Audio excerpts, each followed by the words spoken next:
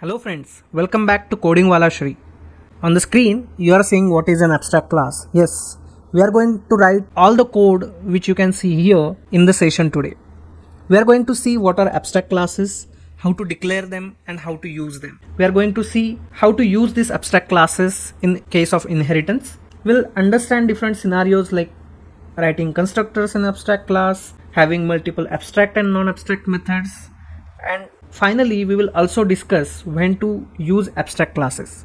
So without wasting any more time, let's start. We will look at what are abstract classes, how to declare them and how to use them, and then we will try to understand what is significance of having abstract classes. Let's first focus on what part of the problem. Okay, so abstract classes are nothing but classes with methods having no implementation of it. Now you will say, how is it possible that you are having a method but you are not having any implementation to it, like it does not have any body? So we will see how is it possible. Let's create a new class called as person, for example. So this class is not abstract class, it is just added as a normal class. We will navigate to what are abstract classes and what is significance of having abstract class in a while. So let's add some properties or fields to the class person. For example, every person will have name, every person will have age. Let's take it as integer for now, and let's say every person will stay somewhere, so he or she will have some address. Okay, so these are three fields for now we are taking. Now let's say every person will have some role. For example, student will have role of studying, employees will have their own roles, like they will work on specific thing. So what I have is I have a behavior, that is a method called as role. So role is a method, it does not take any argument. Okay, so person is a very common or generic term, and when we talk about student or employee or businessman or dancer or singer, these are the specializations of a person, right? Plus they have some additional attributes, like student will have their own additional attributes and additional methods to take care of. So person is a high level or a common class, and you will always have subtypes or child classes of this class in existence. Implementing this method role is responsibility of a child class or its subtype. So I don't want to give definition over here, like I don't want to give any body to this method. No, I don't want to do that. This will be done by the child of this particular class. See, how do I do that? Is it possible? Yes, it is possible. So I'll just give semicolon, and the error which will occur is missing a method body or declare it as abstract. So what do you mean by that is, we just saw that opening and closing curly brace, if you give after the method signature, it will basically give the definition. You can write block of code inside it and that will be body of the method. We don't want to do that, so we declare it as abstract. We give abstract keyword before the method name. But wait, there is still one thing that is pending. Our regular classes can't have abstract methods in it. So how do you declare abstract methods in a class? You need to declare that class as well abstract. So let's change a class a bit and declare it as a abstract class. And in a moment you will see that the compile time error is now gone. It was saying that you can't have abstract method in non-abstract class. That is the significance of that error. So yes, we have our first abstract class in place, which is called as a person, having three fields and single method. So what we learned is abstract classes will have one or more abstract methods. And can they have method with body like normal methods? Yes, they can have. For example, I can still have something called as say hello, some method, right, with some body to it. So you can see that there is no compile time error. So it is allowing me to declare method inside it and we can just say that person says hello, right? So we have, this is a method with body and this is just a method signature, so that we have declared it as abstract. Fine, so we understood till this point. So how do we create child class of the person class? It is simple. You just create another class, let's say student, right? So student is primarily a person, right? So student will also have name, age and address. These attributes are common to student, right? So I can have student which extends person, right? That makes perfect sense. But if you remember, person is an abstract class and it has one abstract method, role. And what compiler is saying, the class student must either be declared abstract or implement abstract method role in person. So you need to actually implement method in the child class. I don't want my student to be abstract again, because student is a real world entity. So I want to give some valid implementation to role, right? So I'm overriding this role method in student, and I can give specific implementation related to the student. So what I say here is my role is studying, right? So similarly, if I have a new class which is called as employee class, every employee will have the same three properties, right? Name, age and address. These three properties are common to student and employee, right? So what I say is extends person. So every employee is basically a person, but they have a specific role which is nothing but working, right? Till now this is quite clear that employee and student are two different subclasses of a person class, which is nothing but an abstract class. As person is an abstract class, both the classes need to implement abstract methods. So that's what we have done. We have implemented abstract methods. Now, can they have their own methods in it? Yes, definitely they will have. Can they have their own fields? Like for example, student. So what student has? So let's say a student could be in some class or standard like first standard, second standard and so on. Then they have list of subjects, right? Subjects. And let's say they have roll number. Okay, so roll number, standard and list of subjects is something that a student has, right? And what additional responsibilities or additional behaviors that a student will have is to study, right? So role is studying, but the actual method is study, right? So student will say I am studying. Fine, right? So we have a simple implementation of student. Similarly, let's write a simple implementation of employee. Okay, so let's have some fields. For example, employee will have designation, private string designation, and private double salary.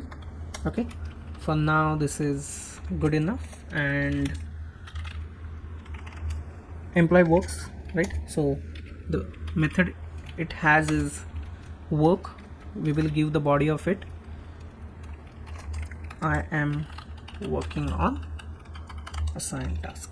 Good. So we have this sample implementation of person class. Now I want to understand that can we have more than one abstract methods? Will there be any compile time issue if I declare another abstract method to it? Let's say abstract void sample. Okay, so there is no compile time error, but you can see two related problems. Can you guess what could be those two problems? Because we have two inheritors, employee and student, we saw that abstract methods need to be implemented in the child classes of an abstract class, right? So abstract classes actually forces child classes or subclasses to implement abstract methods.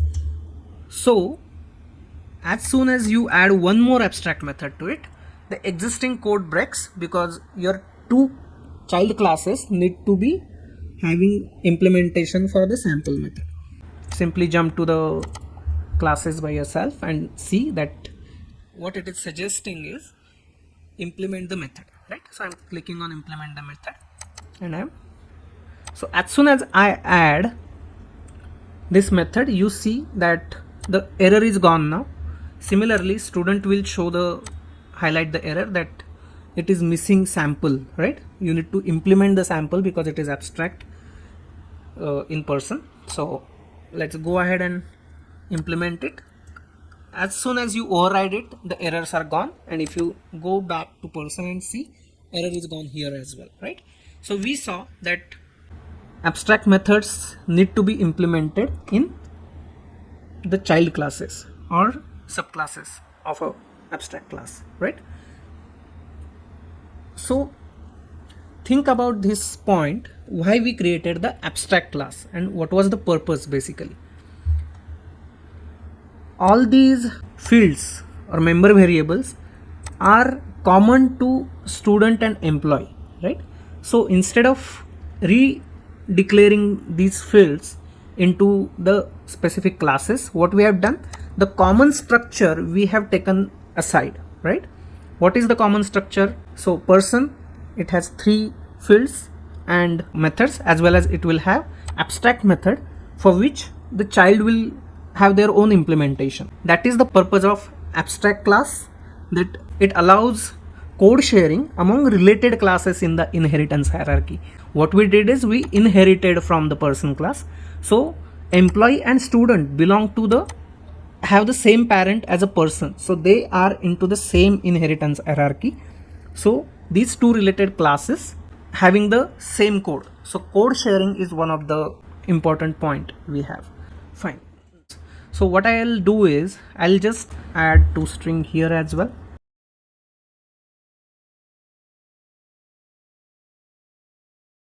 So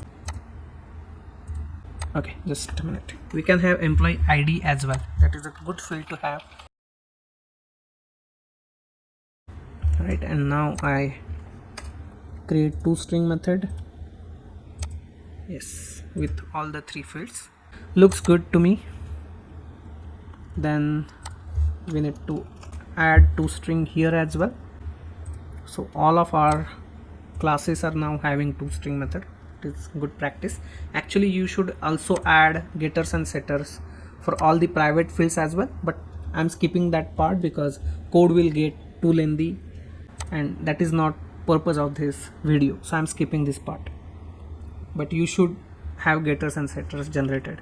So let me add another class where I'll have a main method basically. So I'll call it as demo.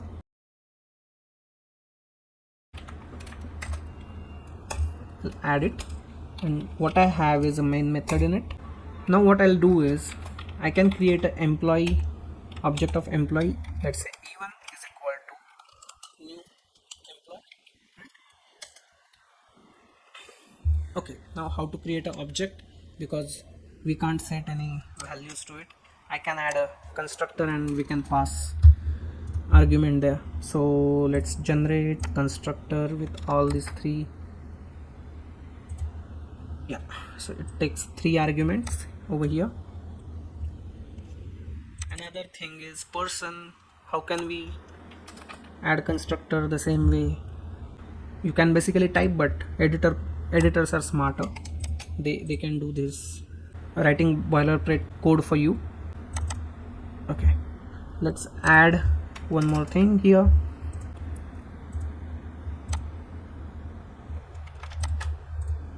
Okay, now you will wonder how it calls super and what is this basically. So the thing is that you cannot create object of a abstract class, that is one point, but your abstract class can have a constructor. Okay, and this constructor will be invoked or called at the time of object creation of its child. So when you create object of employee or student, at that time you can basically call constructor of the parent class person. Okay, you can't create object of the person itself being a abstract class, but you can create object of its children, right?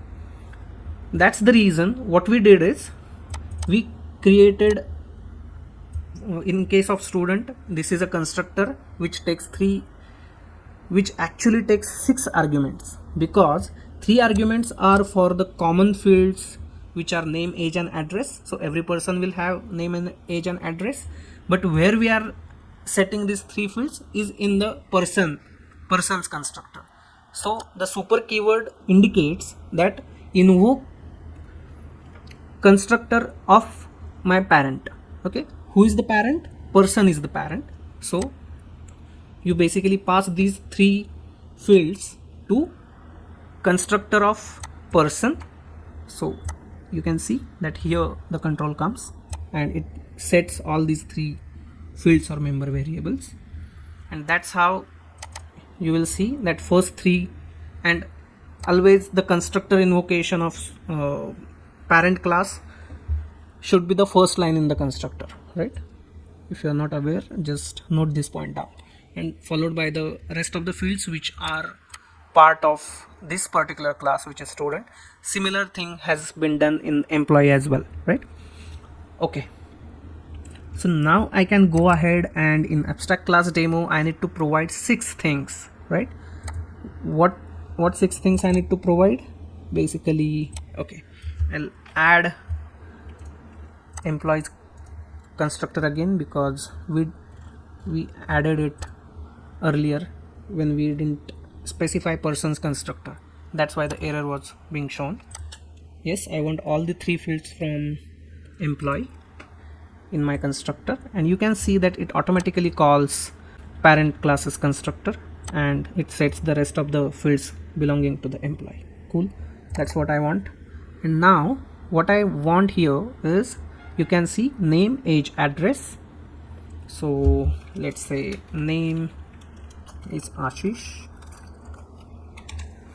age is 15, address is, so I'll just keep it on a single line so that it is readable. Address is, let's say some, okay, Mumbai. Then what we have is, what all fields we have in employee has employee ID.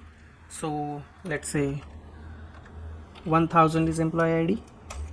Then designation, let's say designation is, okay, as we are having employee, will instead of 15 I'll say 25 for the sake.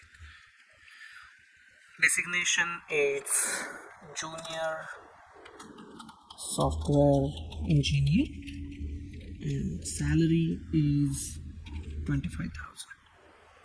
Cool, so we have our first employee, and we can see that what methods does it have is, one is sample, role, say hello, right? These all methods, and you can see that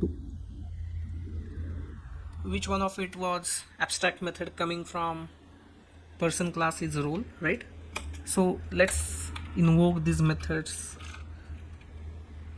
in the same order. Let's say hello and role, and let us just run the code and see whether it works. Run. Yeah, so the first method role says my role is to work on assigned task, and even dot say hello, Ashish says hello because the name was Ashish.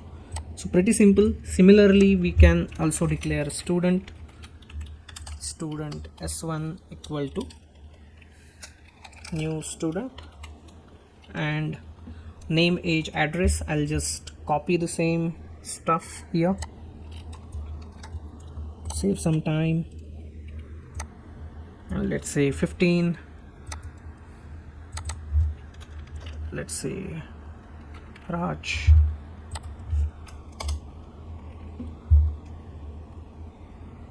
roll number is 20. Then standard is, let's say, 10th, and the last field is list of subjects, right? I'm using Java 17, so I can use of method of list, and I can just provide, let's say, maths, science, and English. Okay, enough for demonstration purpose. And again I can say roll, sorry, S1, it should be S1, and it will also have role because it comes from the person. S1 dot study was from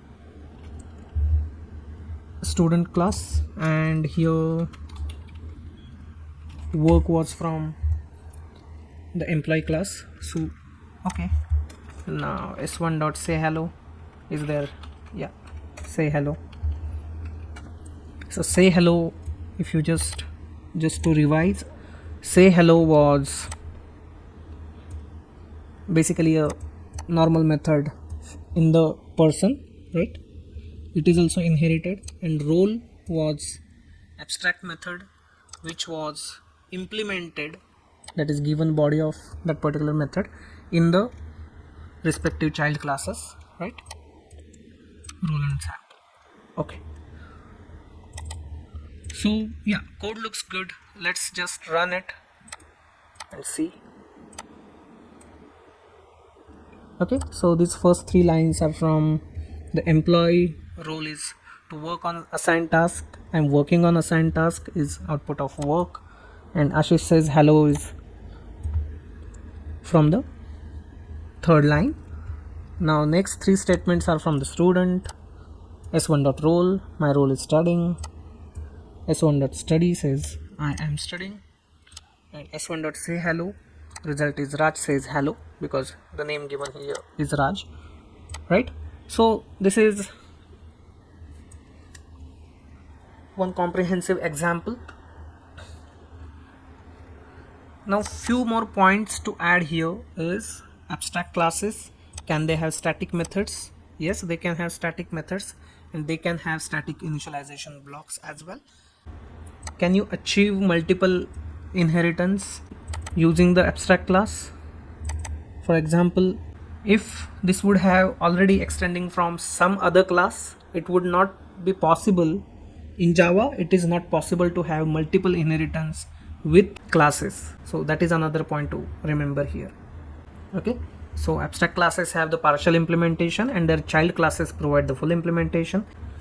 Okay, so that's what the abstract classes are.